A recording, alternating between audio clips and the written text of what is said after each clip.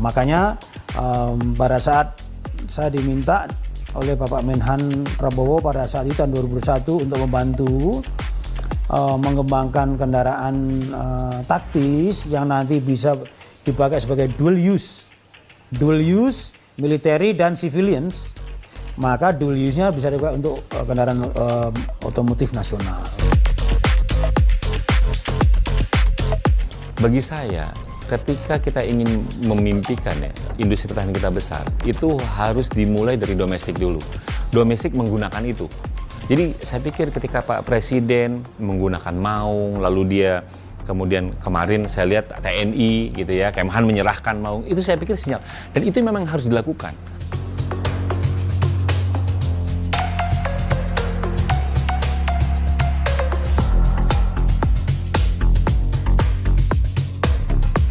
Sehingga memang kita bicara untuk kemandirian industri pertahanan ini menarik ya. Bagaimana kita menerjemahkan pertahanan itu berkontribusi pada pembangunan dan ekonomi. Jadi memang ketika bicara pertahanan ini seringkali orang luput bahwa mengira itu hanya terkait dengan alutsista saja.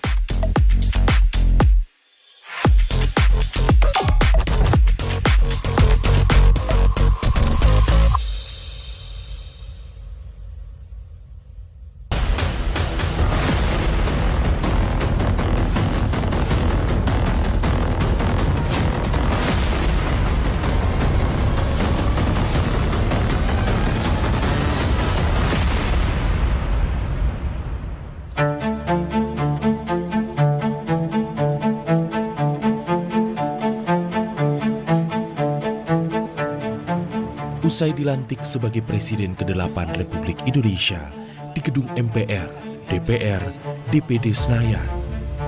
Pada medio Oktober 2024, Prabowo Subianto dalam perjalanannya menuju Istana Kepresidenan Jakarta menyapa masyarakat yang berkerumun di sepanjang jalan protokol ibu kota. Ia menaiki tunggangan gagah berwarna putih bernama Maung Garuda Limousine. Setelah lebih dari 7 dasawarsa, Indonesia belum pernah memiliki kendaraan dinas kepresidenan yang mencerminkan jati diri bangsa. Baru kali ini, orang nomor 1 di tanah air memilih menggunakan produksi dalam negeri.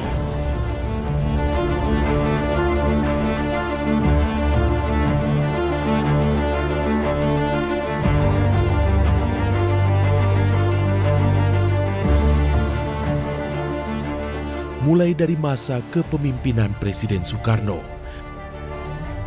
hingga Presiden ke-7 RI Joko Widodo, mobil dinas kepala negara kerap menggunakan jenama otomotif asal Eropa.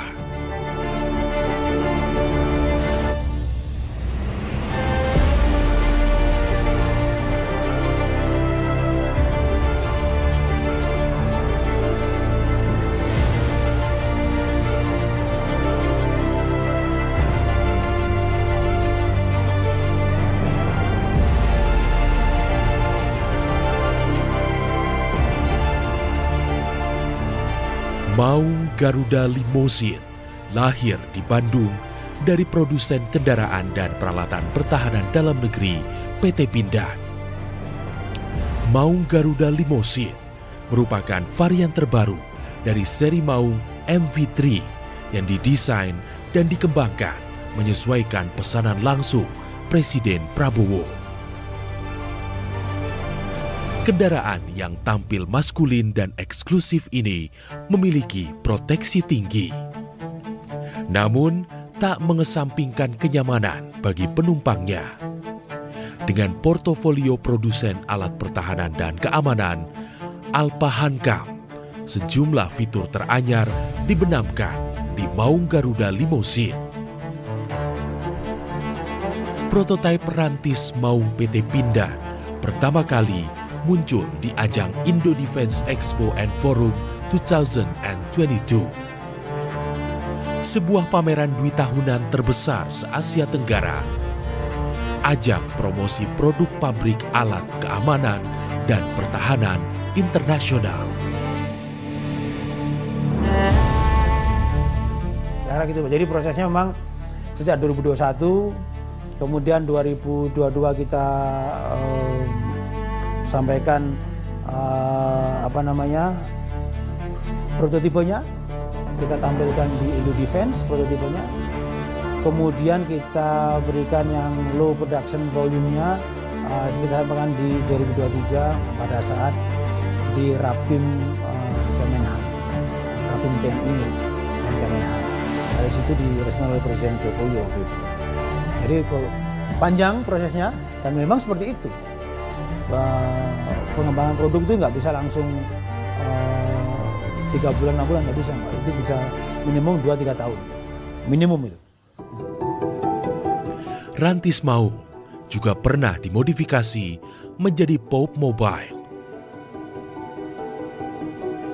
Kendaraan berplat SCV1 digunakan Paus Fransiskus saat menyapa jemaat pada Misa Akbar di Stadion Utama Gelora Bung Karno, Jakarta sebagai rangkaian agenda kunjungan keagamaan dan kenegaraan atau apostolik pada September 2024.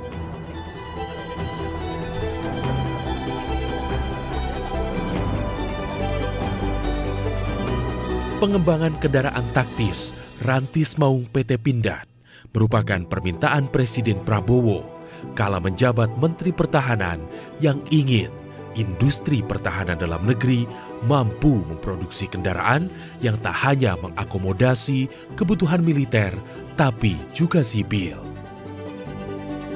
Nah, makanya pada saat saya diminta oleh Bapak Menhan Prabowo pada saat itu tahun 2001 untuk membantu mengembangkan kendaraan taktis yang nanti bisa dipakai sebagai dual use military dan civilians, maka dual use-nya bisa dipakai untuk kendaraan otomotif nasional untuk sipil. Nah, kita kembangkan dari mulai scratch, dari mulai kita membangun platform apa yang akan kita gunakan, kemudian desainnya untuk apa. Kita mulai mendefinisikan desain untuk kendaraan operasional taktis seperti apa. Presiden Prabowo juga menginginkan agar maung buatan PT Pindad digunakan untuk jajaran menteri dan wakil menteri Kabinet Merah Putih hingga gubernur, bupati, dan wali kota. Itu artinya 7 menteri koordinator, 41 menteri, 55 wakil menteri, serta 270 kepala daerah akan menggunakan maung sebagai kendaraan dinas ratusan pejabat mengaspal di jalanan ke seluruh penjuru negeri. Untuk produksi yang maung sendiri ya untuk jajaran kementerian dan pejabat serah 1 serah 2 ya di kementerian saat ini sedang disiapkan lininya dan harapannya nanti di bulan depan itu sudah siap sehingga nanti masuk ke masa produksi gitu. Jadi ini sebenarnya versi yang mirip yang digunakan oleh Pak Presiden dan Wakil Presiden, tapi ini versi yang tanpa armor, kemudian dia lebih ringan dan lain sebagainya karena tadi ada gradingnya ya. Kalau misalkan teman-teman tadi mengikuti paparan kan ada maung itu ada berbagai macam harian gitu ya. Nah ini salah satunya yang akan kami siapkan lini produksinya insya Allah bulan depan kita udah mulai bisa melakukan produksinya. Maung MV3 karya anak bangsa memiliki tingkat kandungan dalam negeri atau TKDN 70%. Akankah kehadiran maung Pindad jadi wujud kemandirian industri pertahanan dalam negeri?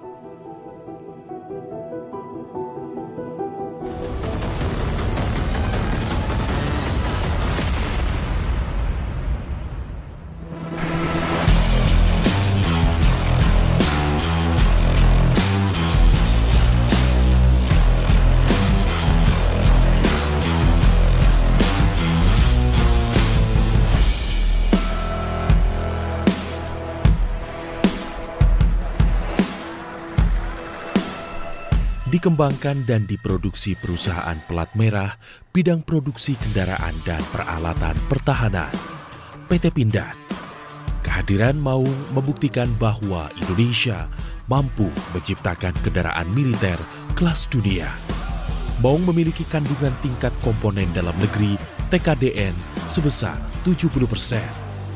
Sementara sisanya PT Pindad bekerja sama dengan mitra strategis global untuk menyediakan beberapa komponen yang belum diproduksi di dalam negeri. Pun dalam pengembangannya, PT Pindad menjalin kerjasama dengan berbagai ekosistem supplier yang tersebar di berbagai daerah di Indonesia.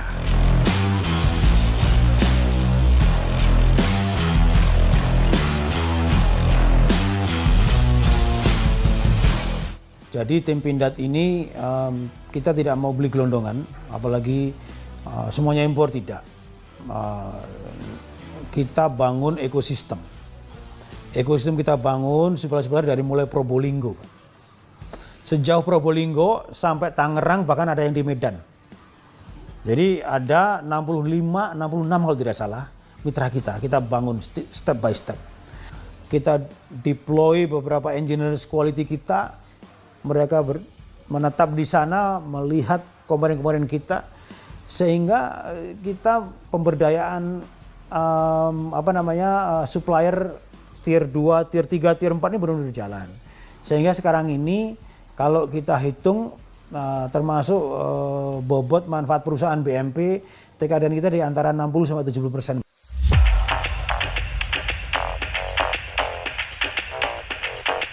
Maung merupakan kendaraan taktis, rantis, ringan 4x4 yang ditujukan untuk mendukung operasi pertempuran jarak dekat dan jelajah medan sulit. Didesain untuk memiliki kemampuan manuver yang gesit dan andal untuk mendukung penggunaannya di segala medan operasi. PT Pindad telah mengembangkan Maung ke dalam 3 versi yang merupakan kombinasi untuk mengakomodasi pasukan di lapangan dan operasional.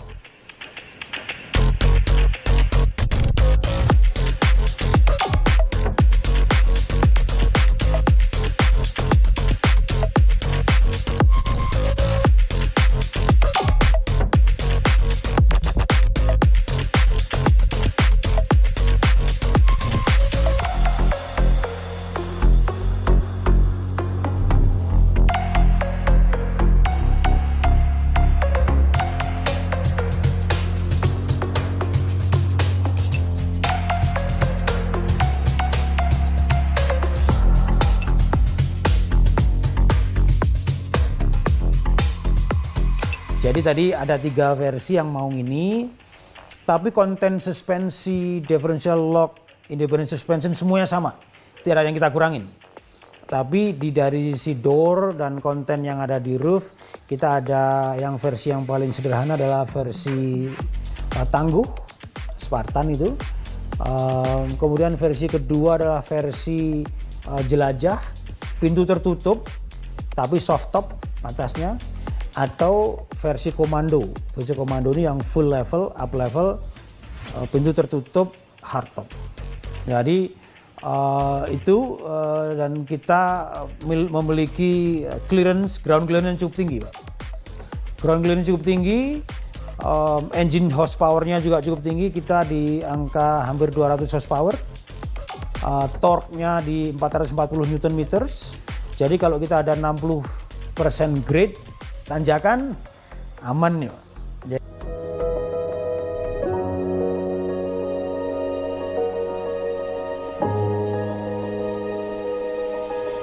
Pada Maret 2025, Kementerian Pertahanan menyerahkan 700 unit Maung MV3 varian tangguh atau Spartan kepada TNI dan Polri. Penyerahan 700 unit Maung ini merupakan pengiriman bertahap dari total kontrak pesanan Kementerian Pertahanan sejak 2022 sebanyak 4.000 unit. Ratusan unit Maung yang diserahkan pada tahap pertama ini tak hanya menjadi kendaraan operasional para prajurit TNI maupun aparat kepolisian, tapi juga menjadi kendaraan bagi Kapolri, Panglima TNI, beserta seluruh kepala staf angkatan. Para petinggi Polri dan TNI mendapatkan jatah Maung MV3 varian komando VVIP. Penyerahan produk anak bangsa ini adalah wujud komitmen pemerintah dalam mendukung ketahanan negara, kedaulatan, serta keamanan NKRI yang juga menunjukkan bahwa Indonesia mampu mewujudkan kemandirian industri pertahanan dalam negeri.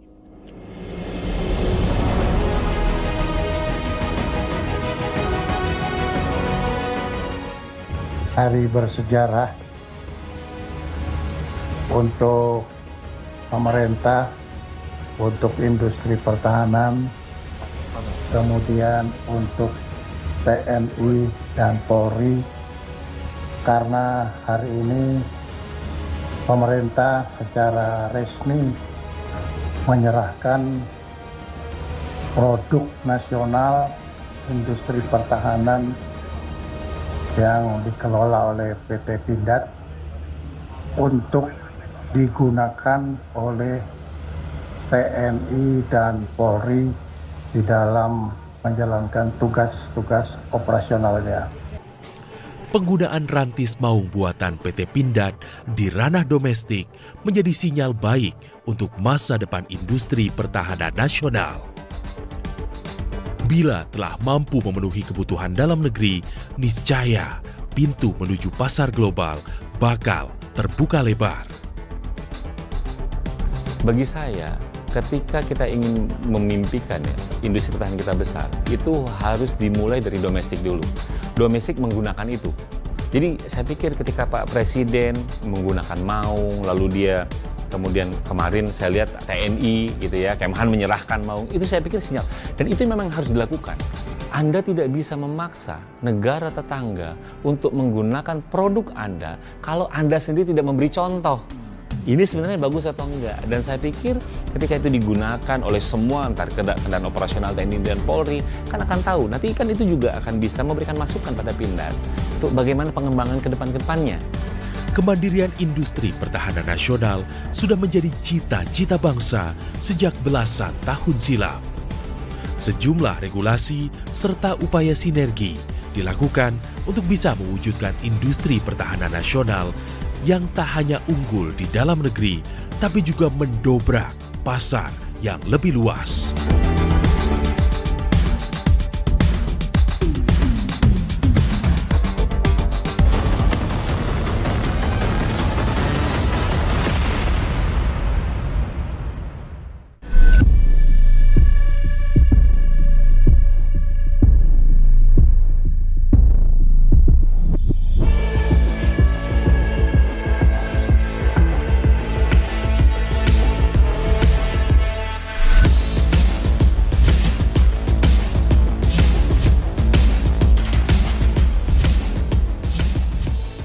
Kemandirian industri pertahanan nasional merupakan tindak lanjut atas visi dan misi pertahanan negara. Kemandirian industri pertahanan juga menjadi tujuan puncak dari kebijakan industri pertahanan. Pengamat pertahanan dan keamanan Universitas Paramadina, Anton Ali Abbas, menyebutkan ada sejumlah syarat agar industri pertahanan bisa mandiri. Salah satunya adalah dukungan seluruh pemangku kepentingan untuk bersama-sama menciptakan industri pertahanan yang mampu memenuhi kebutuhan dalam negeri dan berproduksi secara optimal. Saya pikir ketika ada sebuah janji kita ingin membangun mimpi industri pertahanan kita gitu ya, yang mandiri, tentu itu tidak bisa kita lepaskan pada BUMN. Karena ada beberapa syarat untuk dia mandiri gitu. Jadi dia butuh ada dukungan regulasi, dia harus ada infrastruktur dan teknologi yang kuat. Bagaimana kita meminimalisasi ketergantungan impor misalnya terhadap alutsista, lalu juga ada beberapa hal misalnya ada kebijakan proteksi dan lain-lain. Nah itu yang memang dibutuhkan untuk kemudian industri pertahanan kita bisa letakkan dalam rencana panjang, dia bisa mandiri. Mimpi melahirkan industri pertahanan nasional yang mandiri sudah ada sejak 13 tahun silam, yakni sejak terbitnya Undang-Undang Nomor 16 Tahun 2012 yang kemudian ditegaskan lagi dalam Peraturan Pemerintah Nomor 141 Tahun 2015 tentang pengelolaan industri pertahanan, serta Peraturan Menteri Pertahanan Nomor 23 Tahun 2016 tentang pembinaan industri pertahanan.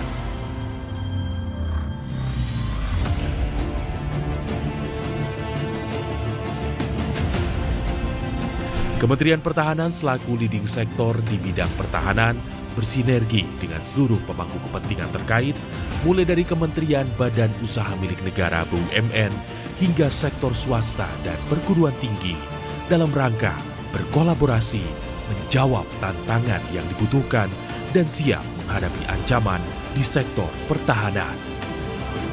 Supervisi juga dilakukan Kementerian Pertahanan agar industri dalam negeri dapat memenuhi kebutuhan peralatan pertahanan dan keamanan Alpa-Hankam dalam negeri. Ya, yang jelas ketika kita bicara Kementerian Pertahanan itu adalah kebijakan di sektor pertahanan. Karena Kementerian Pertahanan ini walaupun mungkin tidak berhubungan langsung dalam arti industri pertahanan strategis kan saat ini berada di bawah Kementerian BUMN.